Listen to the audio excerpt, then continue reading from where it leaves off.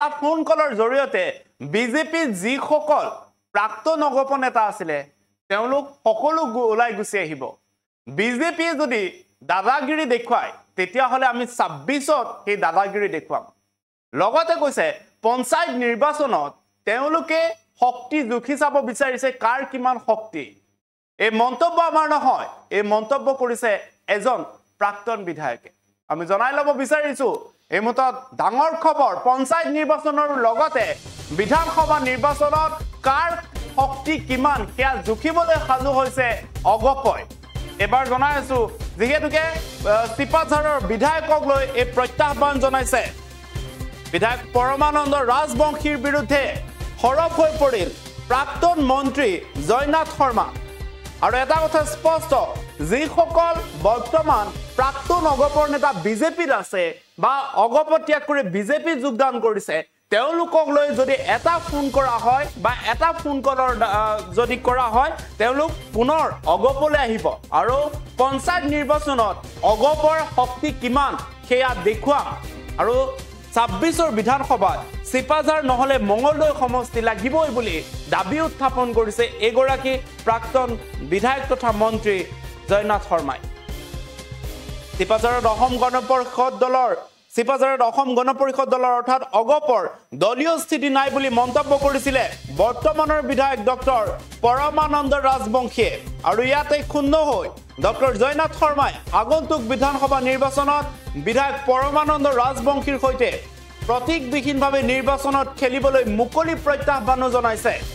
ইয়াৰ উপৰি 26ৰ বিধানসভা নিৰ্বাচনত বৰ্তমানৰ বিধায়ক অৰ্থাৎ পৰমানন্দ ৰাজবংশীক টিকট প্ৰদান কৰিলে বিজেপিয়ে আসনখন হেৰুৱাব বা মিত্ৰ দলে আসন হেৰুৱাব বুলি মন্তব্য কৰিছে যদি অগপক দিয়া নহয় তেতিয়াহ'লে বিজেপি সেই সমষ্টি হেৰুৱাব লাগিব বুলি মন্তব্য কৰিছে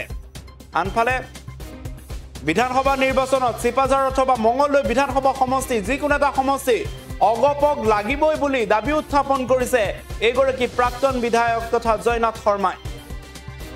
ইফালে পঞ্চায়ত নিৰ্বাচনত দেখুৱাব অগপই কাৰ কিমান শক্তি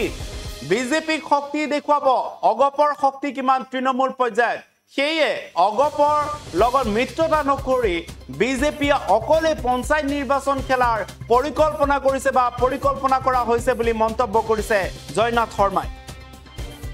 এমতৰ মন নাই ল'ব বিচাৰিছো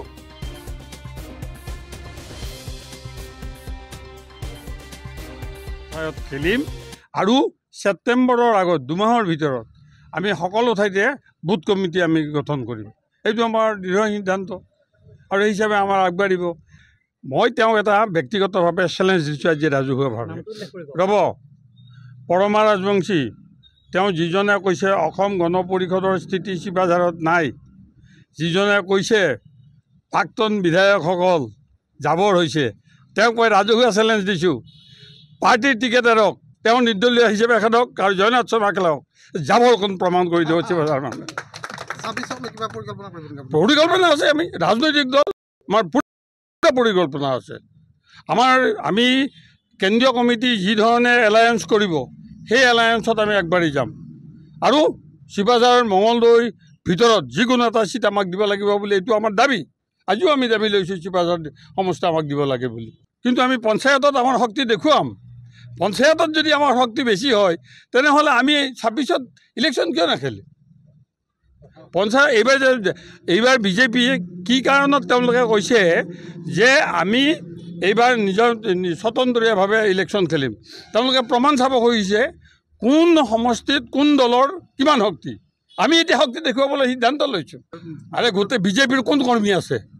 বিজেপিৰ কোনো কৰ্মী নাই চব এজিপিবিলাক আছে আকৌ জয়নাথ শৰ্মা আহিলে আকৌ ঘূৰি আহিব আমাৰ তাত তেওঁলোক অৰিজিনেল আমাৰ মানুহে আমি ধাৰত পঠাইছোঁ তেওঁলোকক আমাৰ মানুহৰ ওপৰত তেওঁলোকে দবদবাই আছে কিন্তু মই তেওঁলোকক কৈছোঁ আমাৰ চব পুৰণি কৰ্মীক আজি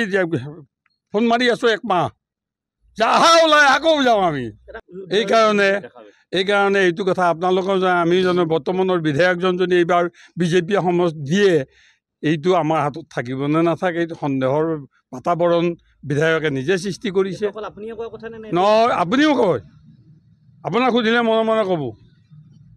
আপুনিও ক'ব, অকল মইহে কওঁ নেকি? পাব্লিকে কৈ আছে।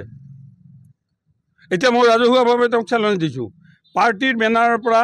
জয়নাথ শৰ্মা নুঠে আৰু পাৰ্টীৰ বেনাৰৰ পৰা বিজেপিৰ বেনাৰৰ পৰা পৰমা ৰাজবংশী উঠিব নালাগে। সমষ্টিৰ মানুহে দেখুৱাই দিব কোন যাব। আমাৰ আজিৰ দিনত মিত্ৰ দলত আমি বিজেপিৰ লগত আছোঁ, গতিকে বিজেপি আমাৰ শত্ৰু নহয়। ৰাইজে পাতিলে, দলে দিলে, আনডিছপুটেড কেণ্ডিডেট দিলে, আৰু দলে যদি শিৱাজাৰত মোক কেণ্ডিডেট দিয়ে, কোনে নেখেলে? আপুনিও খেলিব। যিকোনো খবৰৰ বাবে যোগাযোগ কৰক